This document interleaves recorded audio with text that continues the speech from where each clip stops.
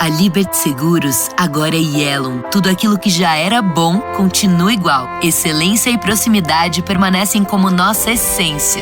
Porque não é uma mudança, é uma evolução. A Yellow está sempre em sintonia com você. É liberdade com segurança. A melhor experiência acessível a todos os clientes, iluminando cada passo da sua jornada. Deixe essa luz iluminar seu caminho. Yellow Seguradora. Seguro para viver livre. Consulte seu corretor. Ideal mesmo para o mundo atual seria fazer o ensino médio junto com o curso técnico, certo?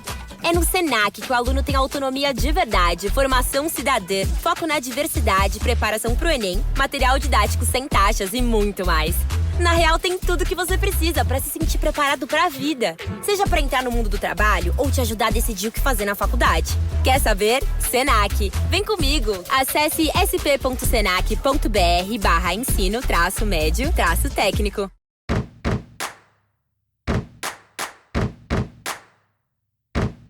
Hey listeners, welcome back to Immigrantly. I am Sadia Khan.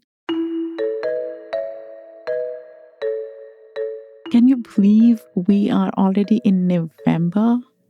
I swear it feels like we were just stepping into spring and now we are bolting towards the end of the year. It's wild how time flies, especially as you get older, isn't it? I find myself constantly wondering, how do we slow down enough to truly cherish moments with loved ones? How can we declutter our lives to focus on what really matters, making these fleeting moments truly memorable? And to be honest, I don't have answers to all these questions. But I have invited somebody who does. Delsy is a Guatemalan-American licensed therapist, visual artist, and co-host of the acclaimed Tamarindo Podcast. She's also the founder of the Ocu-Pasión Podcast, where she highlights Latin American artists and visionaries. But her impact doesn't stop at podcasting. Delsy is the co-creator of Encuentro Creative Retreat, a unique space designed to nurture cultural creators through workshops and healing practices.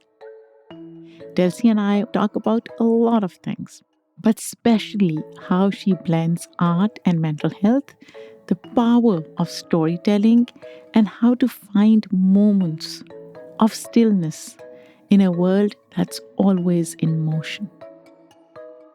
I can't wait for you to hear our conversation, so let's jump right in.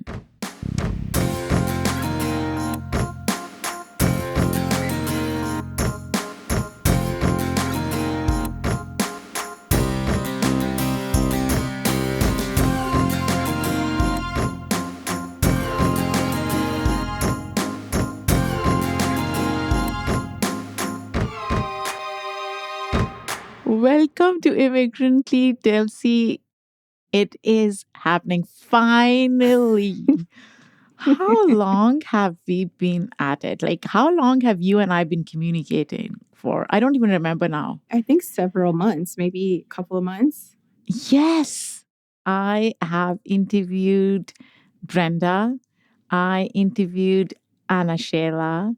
And now I'm interviewing you. So I feel like I have this very strong connection with Tamarindo Podcast and all the phenomenal women there. So I'm really glad we are having this conversation. And then you have a cat.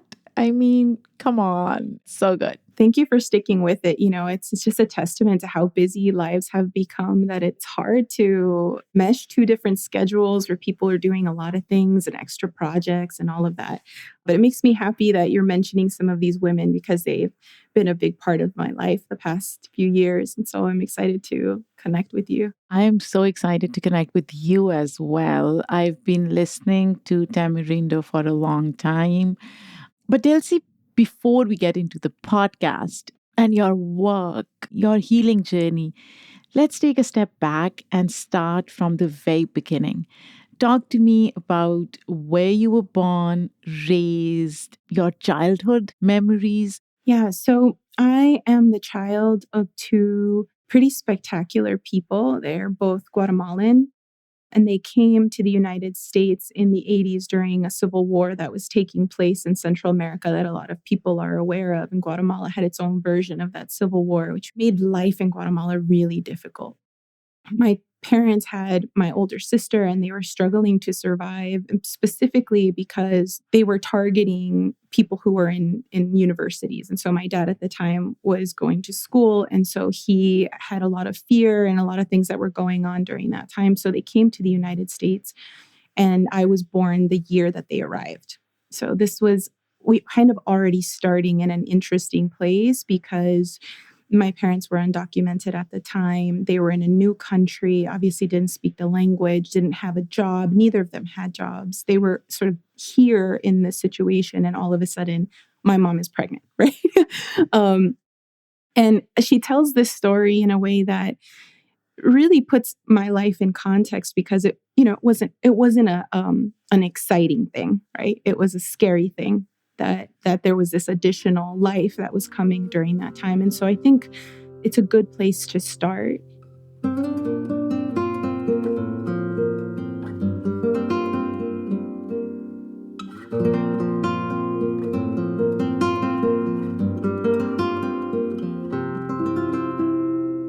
We lived in East Los Angeles, and I grew up there in the 90s. And it was this really incredible way of growing up because I was right in the middle of a big moment in Los Angeles history, right? We had like Rodney King riots during that time. There was a big focus on gang life during that time, and also a lot around kind of media attention of Latinidad in general during that time. And so I grew up in this very interesting dynamic where I was sort of aware that it wasn't necessarily a good thing to be Latin in the United States. And one of the things that was very interesting was that my family, as a result of their background, didn't really talk to me a lot about anything that had to do with politics, right? It was something that sort of nobody wanted to discuss. It was a very, I think, sensitive topic. So it was not something that was talked about in the household. I remember really clearly, I would see the murals when we were driving in East LA. I would see all of these big murals from all these really important artists, right? Judith Baca, for example, or the We Are Not a Minority mural. And I remember it was the first time that I had any consciousness around political activism as Latinos, or the fact that there were other opinions out there about who we were. It was the first time. And I think that is the moment where I fell in love with art and I wanted to know more. From that point, I think it was the main thing that I paid attention to, is anytime there was some form of expression. Before we talk about art, I want to go back to what you said about your parents, right? They weren't talking to you about politics. And I hear this from a lot of kids of immigrants, that their immigrant parents are not open about certain conversations. And being an immigrant parent, it really makes me pause and think about the conversations that I should have had with my kids, I should have with my kids. But going back to politics, what is it that you wish your parents had spoken about, discussed with you regarding politics? Yeah, it's really interesting because I look back at that time with a whole lot of empathy for my parents. Because right now I am at the age that my parents maybe would have been when I was younger. And I realize life is incredibly difficult and especially as you get older. And when I think about their circumstances, I understand why this wasn't even an idea to talk to me about.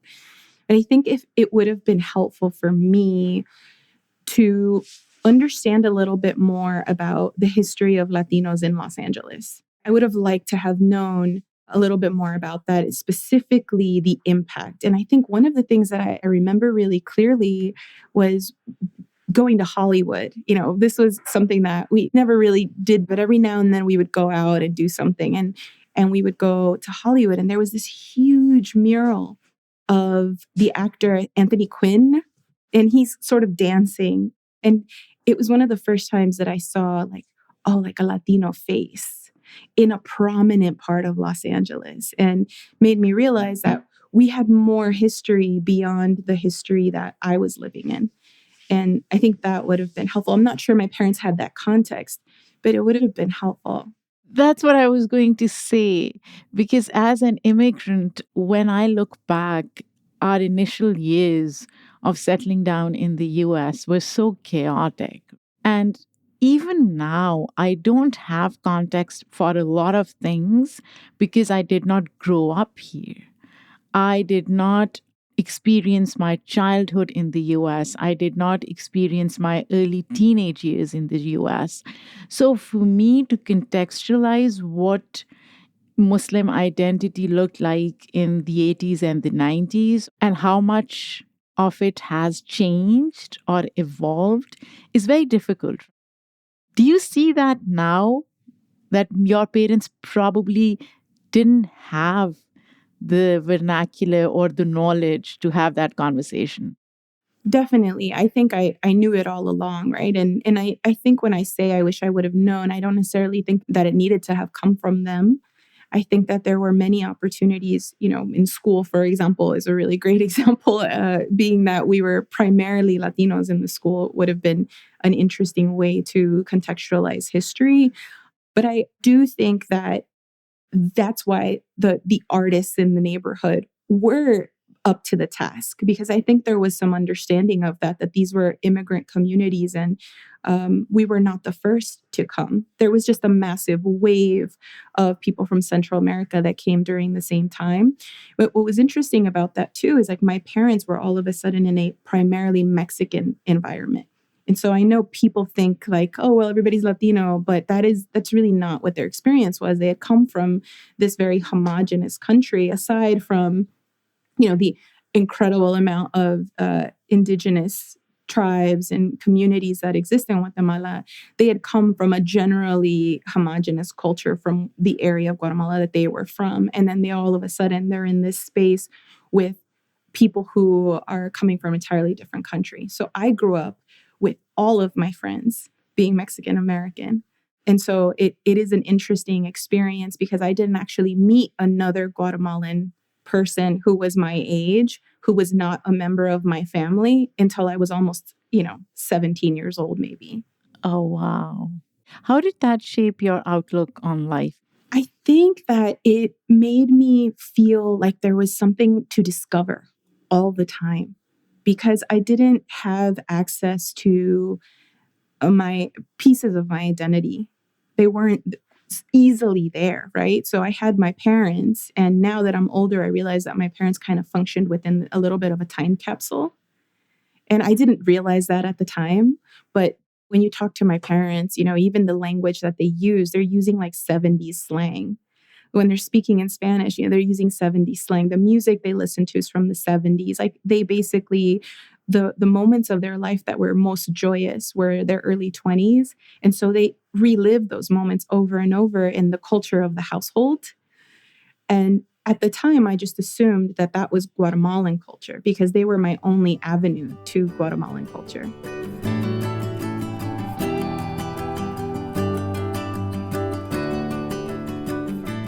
I love what you're talking about. It's the true line in every immigrant household. I feel like I'm stuck in early 2000s when I think about Pakistan. I haven't moved on. I haven't. And what a great opportunity because, for me, I get to engage with Guatemalan culture as it exists today when I am there through my cousins and through people that I connect with who are in the country now. And Guatemalan-Americans that are coming to the United States right now and what that culture looks like. And I also have a very clear window into Guatemala of the past because my parents kept it alive so strongly. And it's a really beautiful time. What are some of the differences between the culture of the 70s and the 80s that you saw growing up in your household versus what you're seeing as an adult? My parents in the 70s and 80s, or what they have brought to the table is a big sense of community, a lot of collective sort of joy. And obviously, let's be clear, I don't want to make it a utopia because, there are dynamics within large groups of people, right? And gossiping and family drama and all those things. But there is this kind of goal everybody has to ensure that they're always together. And it seems like everybody has this goal. I have seen that shift a lot in newer generations as they kind of take on a more like hyper-capitalist experience like we're living. There's a lot of working and a lot of trying to achieve and so on. And so it becomes a more and more individual lifestyle. So that's something that I'm seeing a lot of. And I think also the openness that newer generations have to other parts of the world that may not be Eurocentric. So my parents came from a very Eurocentric existence. Everything that they liked or listened to often came from Spain or, from other European countries. And I notice now with my cousins and people, they're really into like norteño music or, sometimes music from India. And it's really cool to see sort of like indigeneity taking more of a forefront in the identity. And I think that's really beautiful. What I'm hearing is that in this new culture, what's gained is more international, global perspective, right? And inclusive approach to human existence. And what's lost in some ways is the idea of community and collectivism, which older generations held close to their hearts and celebrated in a way. What is the balancing act in this, Delsy? It's interesting because I'm only speaking as a person from the outside looking in, right? Which is that I'm commenting on what people in the country of origin or from the country of origin are thinking and doing. But I think when you talk about balance, a really good way to think about that is to think about somebody like me, because I am a holder of both of these cultures in one space and also this American identity, right? And so there's a lot of this balance where I'm part of a new generation of Guatemalans. And I'm also, somebody that grew up with my family kind of in this time capsule of that was our home. That I'm so joyful and happy to have been a part of. And there's also this new sense of self as a Latino, as a collective Latinidad, and in general as a first generation American or part of a BIPOC community. And I do exist kind of in that balance, in that in between that is ever evolving. And I think that is the theme of what it is to have this mix of identities, is that you are not stagnant. There really isn't a moment where you can say, this is who I am now, and you hold on to it. It seems to be in a constant flux.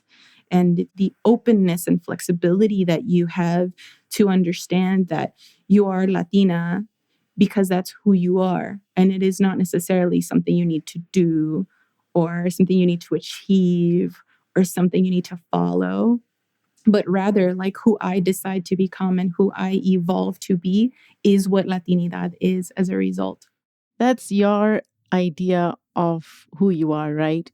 But I wonder, how do others, especially those living in Guatemala, people who are local, perceive you? I think that that's something that is changing a lot. When I was younger, I think there was a very clear divide, right? Which was, it didn't feel like I was Guatemalan in any way, which I can understand because I don't know, a lot of the common knowledge, like certain slang words or even neighborhoods or any context to schools or any of the conversations that people would have. Even some of the major political things that have gone on or maybe entertainment artists and things. Like I wasn't super in the know. I did my best, but I wasn't 100% local. I mean, you can tell I have an accent when I speak Spanish, I speak a lot of Spanglish, all of that. And I think there was a little bit of a sense that I was foreign to them, although they were kin to me, which is a very interesting experience because I felt foreign in the US, although I was born here. And so I sort of felt foreign no matter where I went. I think that's a common feeling that people who are like me experience. I will say that recently, because of the advent of the internet, right, and kind of the expansion of globalization, and also just the way that English has taken over the world, there are now a lot of young Guatemalans speak fluent English.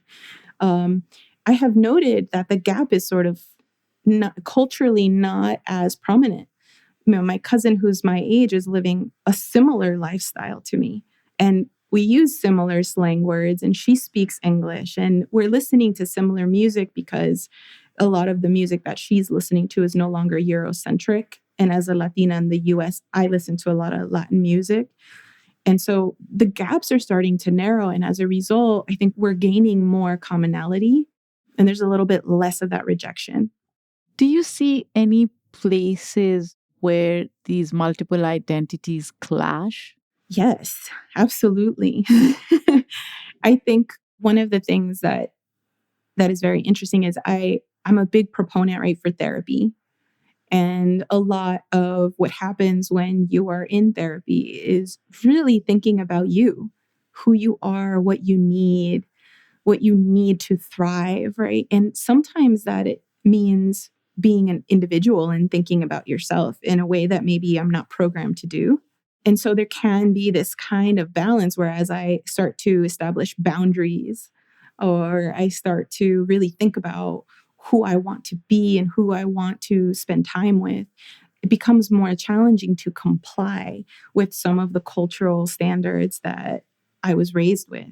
And sort of having to be okay with feeling nervous about maybe being perceived as selfish, or even judging myself as maybe not being helpful enough to the collective, I think is the major battle that goes on within me.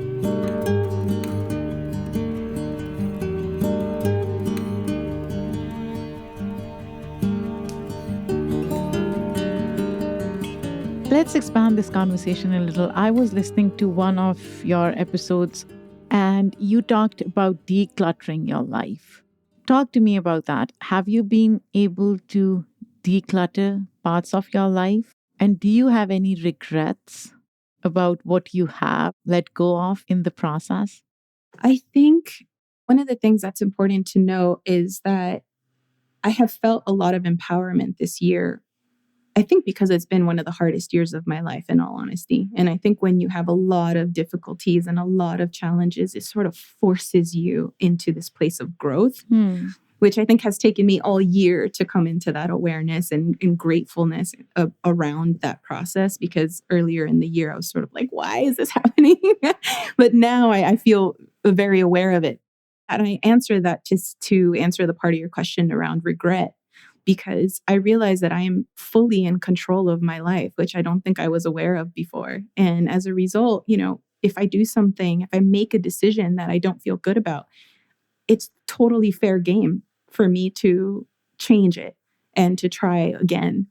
And the people who have patience to be with me through that journey are the people that I want in my life. So I try to make these changes with a lot of grace and a lot of empathy and care. And, I don't always get it right, but I want to make sure that people feel cared for, even if they don't understand the decisions that I'm making. Because the decisions that I'm making, really, they're for me at this point in my life. They're for me. And I think it's the first time that I do that. When I thought about decluttering my life, it was really about why am I feeling so overwhelmed by my own decisions, by my life, by the amount of people in it, or the things that I do when those choices have been made by me. And so thinking through, having a very clear sense of how do I want to feel every day? How do I want to feel when I spend time with this person? When they're around me, how do I want to feel? And I want to feel, I want peace, and I want joy, and I want connection. And I think narrowing it down made it easier for me to say, okay, I'm alert now. And if I'm feeling uncomfortable, if I'm not feeling that peace, that joy, that connection, then is this worth my time? And that is really hard because sometimes, these are people who've been in your life for a long time. Sometimes there are activities that you went after. Sometimes they're plans that you yourself set up. And you're having to figure out how to respectfully back away from those moments to allow more time and space for what you really want to invite. And it's a really difficult, painful experience. I'm sure you've seen this in your therapy as well, right? You are a therapist and you work with other people, and you probably have these deeper conversations around vulnerability. And it seems like you've put yourself in those situations as well. But Delsy, I want to go back to what you said about you being in full control of who you are and what you can do and what you should do in a way. Do you think that's putting a lot of burden on yourself? Yes, I do think that there are obviously systems in place and a lot of history, especially with my background and who I am. There are a lot of things that are either by design or just happen to be the case, or, be kind of collateral damage after other schemes have been employed, right? There's a lot there that puts this massive barrier in front of me, or I think I see those as the current playing field. And I do a lot of work on my end to sort of fight against those systems. Or, Tamarindo, for example, is one big way that I engage in sort of like activism and social justice and so on. It's a lot of my own voluntary time to kind of address these things. But I think when I think about how much agency I do have, it is pretty astonishing. Because despite those systems, there are many kind of everyday decisions that I do have control over, that I, for a long time, sort of allowed to be decided by other people, or even perceptions of other people that maybe weren't even accurate, Because one thing that's really cool is, as you get to know your parents and your family and your culture more and more as you get older, you realize like these people are not stagnant. They also change, but sometimes our perceptions of them are slow to catch up. And so even things that I've thought, oh my God, my mother's going to kill me if I do this, and then I go talk to her and she's like, what? I love it. Let's do it. And I'm like, what is happening? And she's using new words. And I'm like, what's going on? And it's amazing. I hear you. It's as if we put our loved ones in this static space. We don't see them as humans who have emotions, who are living life, and their life experiences teach them so much. RH, quer saber como voar no trabalho? É só usar a Flash. Com a Flash, você concentra toda a gestão de pessoas em um único lugar. Faça a admissão dos colaboradores e solicite mais de 8 categorias de benefícios. Ah, e você ainda pode fazer todo o controle de ponto. Conheça o novo onboarding integrado da Flash em flashapp.com.br.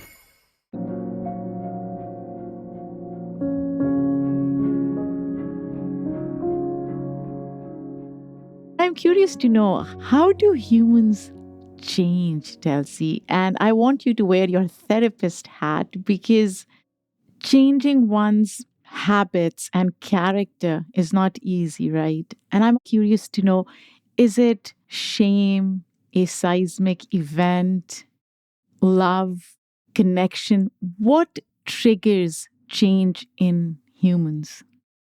There are so many theories of change and so many ways to go about it. Everything you mentioned, the answer would be yes. There's so many catalysts for change. I think what's interesting, an interesting way to think about this question, is more so what obstructs you from change would be maybe easier to answer. Because I think there are a lot of self-doubt and perceptions and maybe some older schemas, right? Ideas, ways of thinking about the world that kind of hold you in where you are. And sometimes that's for survival purposes, right? Like you're not able to continue on because you're just sort of trying to like stay afloat. And I think when you're either forced into change or you are open to change because the circumstances of your life have allowed you to enter that that state where you're open to difference, I think that it can be exponential from that point. And to tie it into what we were talking about and using a personal example, because my mother came from Guatemala, she has never doubted that she is Guatemalan. And as a result, she has actually changed and grown and altered her perceptions of the world drastically by allowing kind of the US to wash over her, because she wasn't holding on to this idea of what it meant to be Guatemalan. But me, on the other hand, because I was not born in the country and I didn't actually grow up around Guatemalans, I felt like I needed to be Guatemalan. So I created this idea, a very stagnant idea of what it was to be Guatemalan. And I went full force into it. And as a result, I stayed within those parameters for a very long time and did not seek out some of the things my mother has sought out. And I think recently kind of understanding these dynamics, that they're very common, that lots of people have the same experience as me, and letting some of that go and understanding who I could be, I have seen that barrier lifted and lots of change kind of take place. What was the trigger for you? I think for me, the trigger really was like health related issues, because, you can put up so much pressure on yourself and your body can only take it for so long. And I think when I started to realize that I was having maybe like somatic responses to a massive level of stress, I sort of started to examine that stress further. And some of that stress really was stemming from what I perceived to be my culture, only to understand that it, was a culture that I had designed and maybe was not the reality of how the culture presents. Give me an example of your perception of your culture and the reality as you see it now. So a really good example is like the femininity in my culture. So gender roles in my culture, for example, growing up, I felt what I thought was a lot of pressure to sort of dress in dresses all the time. And as I got older, high heels and lots of makeup. And, there's a lot of pressure to dye your hair, maybe a lighter color because of colorism and all of these different things. And I felt a lot of pressure to like look this way or present this way or make sure that I had a certain level of femininity that was appropriate for other people and so on. And I think, that doesn't sound like a big deal to a lot of people maybe listening. But for me, identity-wise, it felt like I was in a constant costume, or I was, in some kind of like parody of myself. It didn't really feel authentic to me. And so as I got older, I started kind of playing more with what I wore and how I expressed, my gender and so on, and the kind of woman that I felt that I was. And I really believed that this would be like, chaos. If I went somewhere dressed how I wanted to dress, that people would say things, or it would be, I wouldn't be accepted or whatever. And I realize now that there's so much more flexibility. And although I do think that ideal standard is still something that exists within the culture, I realize that the people who care about me, love me, know me, support me are not necessarily holding my value to this particular cultural idea of gender.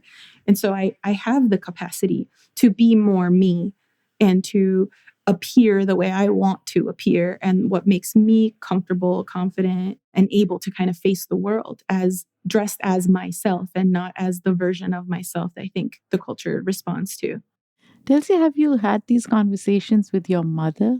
A little bit, here and there. My mom and I have lots of really intense conversations. And this conversation has gone there a couple of times, mostly when she'll make comments. Everybody knows about the mom comments. Yeah, absolutely. I am a mom. I make those comments. I try not to. I seriously, guys, I'm being very intentional now. But I am curious to know how your mom perceives your understanding of how you present yourself and your gender now through what you wear and how you dress up? I think that, when I think about how she perceives what I'm wearing, for example, it's like everything is coded in all of these layers of like generational trauma, right? Where she wants me to look like a professional, like feminine woman, because this is what in the 70s in Guatemala was considered a respectable person that was treated as a respectable class, because there's a very almost like a caste system that goes on there. And being a Latina in the US, she's fully aware of how I am already perceived when I enter a room. So she is almost like in a protective stance, like make sure you always look, appropriate. Make sure you always look this way so that no one is having any thoughts about you and everyone treats you with respect. She's coming from that place. And that's giving her a lot of credit, because I think there are also some other reasons, and you can imagine that why she would want to control how I dress. But I think now she's sort of understanding more and more that for me, the power is coming more from within, and the way that I feel about my life and myself, because we've had these conversations. And so I'm not dressing for others. I am dressing for me. And I think that the way people perceive me, is impacted by how I perceive myself and how I'm entering a room, because I can't really adjust for what other people might want.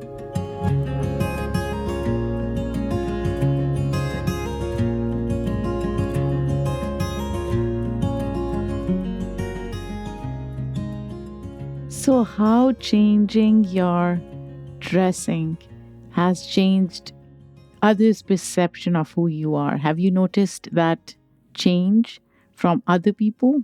I feel like I've noticed other people less and less, which is big in and of itself. It's also telling, because as I shift my mind state from thinking about what others might think of me to thinking about what I think of myself, it has completely changed the way I am living in the world. What do you think of yourself? I have quite a lot of care for myself in an external way that I think I didn't have before. Mostly like understanding myself as part of the human condition. I don't think I extended as much care or grace as I did to other people. Right? If my family member, to myself, if a friend was going through something, or if somebody I met, was behaving a certain way or whatever, there was a lot of grace. If my family didn't understand something or did XYZ, there was a lot of grace. But for me, there wasn't that same grace. It was like I expected myself to hit a standard that was really impossible in a lot of ways, and checked too many cultural boxes, like be the best American, like be the best Latina, be the best, daughter, mother, be the best at work, and now I'm sort of seeing myself in context as like, this is what it is to be a human being. And I am in a constant state of confusion and figuring things out. And that doesn't change with age. I get older and I'm still as lost, right? Which is not bad. Yeah, it's the human experience. Confusion is good. Yes. Confusion leads to discovery and curiosity. So Yes. there's nothing wrong with confusion. We don't need to have all the answers all the time. Yes. And I think there was this idea for me that's sort of like, if you did everything right, one day you woke up and it was all figured out.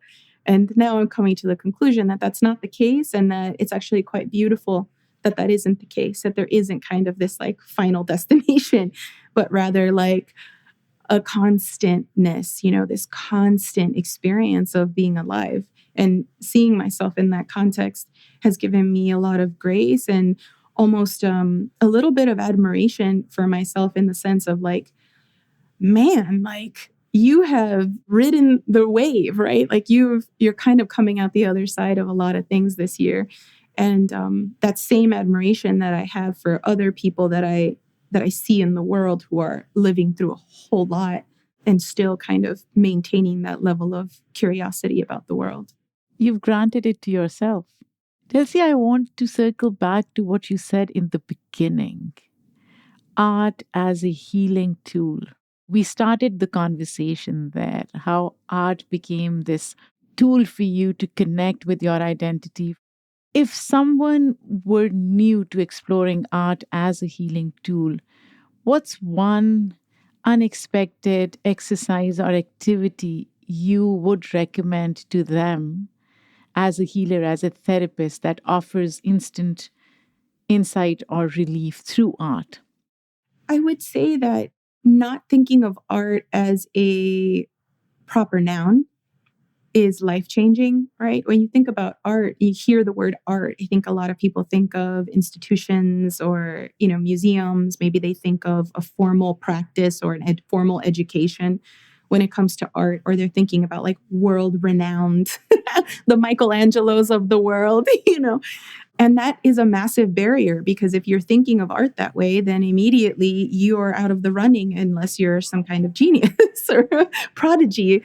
But I think that artistic being, artistic thinking, creative thinking is a human right. And it is a human, almost like something that has gotten passed down, like a human tradition, right? And you don't need to create. You don't need to put anything on a paper. You don't need to go buy supplies and like figure out how to use them. You certainly can, and that's fantastic if you do. But simply letting your mind wander and allowing yourself what we call boredom, right? Allowing yourself to enter a state where you are perceiving things you've seen a million times in a different way, noticing their shape, noticing their form, noticing how they make you feel, what they make you think about. I think letting yourself have that kind of creative thinking that comes naturally to some and maybe is like a practice for others and maybe tied into mindfulness can be really powerful. And it can, I think, generalize in other areas of your life when you allow your brain to like recognize those kinds of connections, right? And I think that's setting yourself free artistically. That's so interesting to me. Come to think of it, there's so much around us in our environment, in physical spaces that we occupy. But when we look at things, we don't look at their physical form. And what you just said resonates with me so much because I'm pretty sure if I started to notice it more, I would discover so much, not just about that artistic visual or expression, but probably about myself as to where I pay attention. Yes. And, where my gaze goes. 100%. And how much of that gaze is socially imposed. You can start to disarm some of those things, how much of it has to do with the mental state you're in at that moment and so on, it's like a big mirror, the world is a big mirror to your internal world. And I think that there's like a feedback loop that happens when you start to pay attention to how you're engaging in the world or how the world engages with you. I think, for example, like this is going to sound really strange, but sometimes when I have to, when I have free moment or I have to wait, like one thing that a game that I play with myself is I look at a space and I'll close my eyes and try to remember if I recall what I was just looking at. Like, do I know what's in this living room right now? And I will realize often that I don't know things that I have engaged with every day for a year. I don't know where they are. I don't know what painting is there. I can't remember what was on the floor. And I try then open my eyes and look at the things that I missed and try to pay attention to the things that I do notice and why, and pay more attention to the things I missed and so on. That is something that allows me the opportunity to get in the mind state of being more present, noticing more, and thinking through what that could mean about who I am and where I am emotionally at that time. And I think that kind of creative thinking or inner expression doesn't have to necessarily be on canvas for it to be kind of the rite of passage of human artistry. If you were to go through this exercise with somebody else, right? When you see someone not noticing things around them, what does it indicate to you about their human conditioning?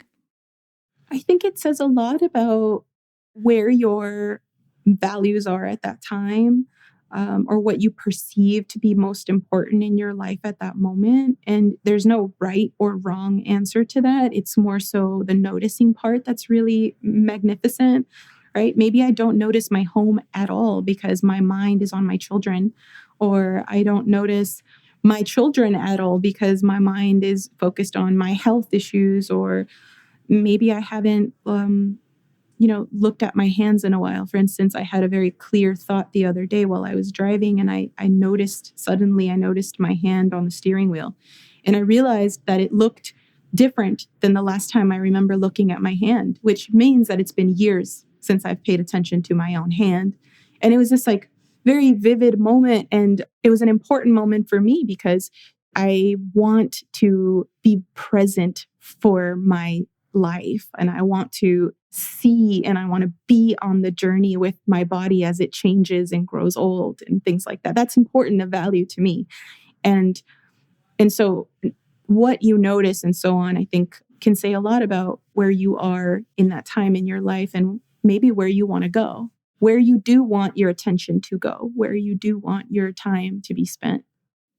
As I'm thinking about this, I'm pretty sure there are moments in our lives where we subconsciously avoid looking at things closely, right? Because we don't want to be disappointed in a way, or we've been conditioned to see ourselves in a certain light. And if we look too closely, we'll find something that we don't want to reconcile with. 100%. There's a lot of self-protection that goes on. We do a lot to hide from the things that will hurt and will cause pain.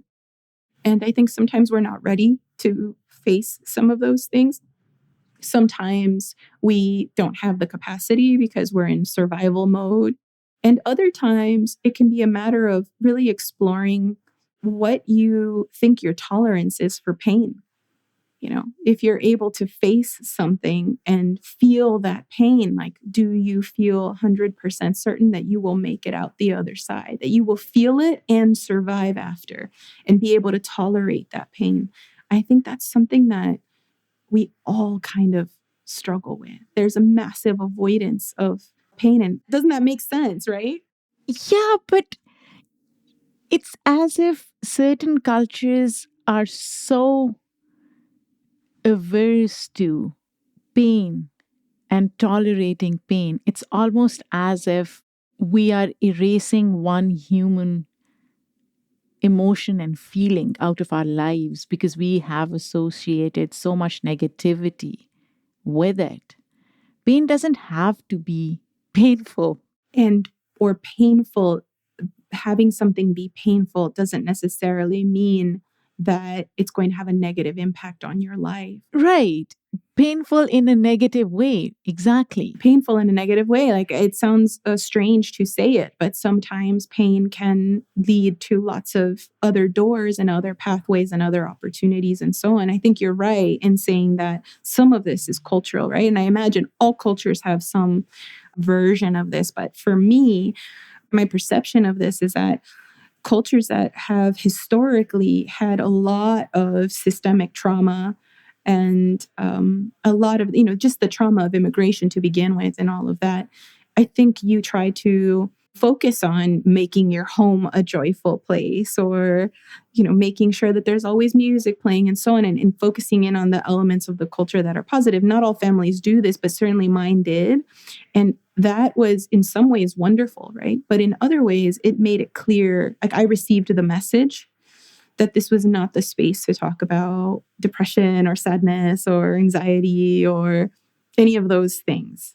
That's how I perceived it, that we were not allowed time to have those feelings. I realize now that there is time and there is space in my life, both for joy and for pain. And that sometimes, even for example, like anxiety and excitement can feel exactly the same in your body. And so there are a lot of commonalities to the way we already can survive through a lot of these experiences of pain. Oh, wow, Delsy, you and I could go on and on about this. This is such an important conversation for me because as you and I are speaking, in my mind, I'm having these moments of pause and introspection and thinking through this conversation in real time.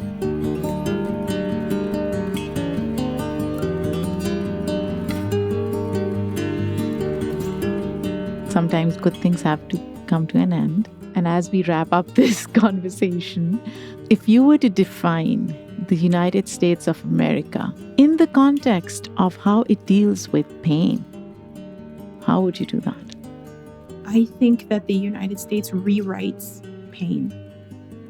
I think that we, as a country, make a concerted effort to rebrand pain in a way that is helpful to whoever is the person who's looking at that moment. I think when you think about how history has been rewritten, or books that are banned because they talk about things that are painful, even things we're not allowed to talk about culturally at the dinner table because they might be painful, we put our own spin on it culturally here in the US, right?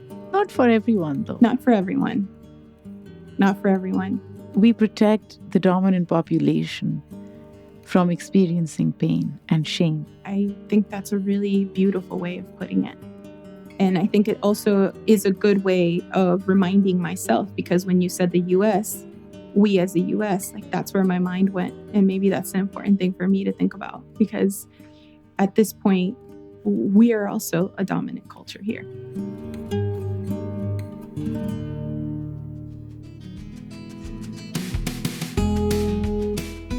Where can people find the podcast, your work, Delsy? Is there a website they can go to? Yes. So if you are into wellness, social justice, empowerment, then you might be into Tamarindo Podcast, and you can find us at tamarindopodcast.com. You can also find us on Instagram at Tamarindo Podcast. And then if you're really interested in art in particular, I also have a podcast that I host alone that is called Ocu-Pasión.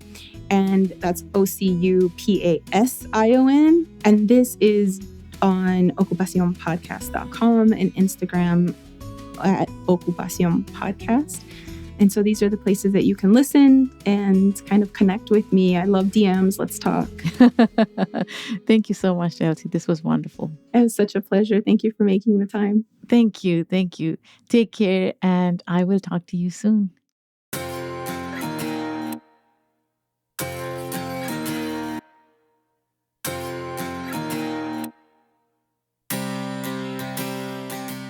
I'm glad I was finally able to connect with Delsy to have this very important conversation. And as I said during my interview, there are few moments with my guests where I instantly start to reflect on how I engage with certain things that we talk about during the interview. And this was one of those conversations where I was doing that in real time. If you like this conversation, please share it with a friend, a family member, a colleague, a neighbor who may benefit from it. Look, guys, we are a small but mighty network. The content that we are creating is incredible, and we are so proud of our work. But we do need your help in terms of you sharing our content, subscribing to our channel on Apple Podcasts. Because you know this, advertisers, sponsors, all of that good stuff doesn't come easy. So we are really asking our listeners, all of you who come back every week, to help us out. You can subscribe to us, any of our podcasts, or our entire channel on Apple Podcasts. You can find links everywhere on our social media. You can look us up on Apple Podcasts app. And as I said, share the content. Give us a 5-star review. There are so many different ways to engage with us. And if you want to get more information about our work, my journey, how Immigrantly Media started, you can check us out at www.immigrantlypod.com. And you can always write to me at sadia@immigrantlypod.com. That's my name, SAADIA @immigrantlypod.com. This episode was produced by me, written by me. The editorial review is done by Shay Yu. Our incredible sound designer and editor is Lou Raskin. Immigrantly theme music is done by Simon Hutchinson. Other music by Epidemic Sound. Come back next week for another important conversation. Until then, take care and be kind to yourself.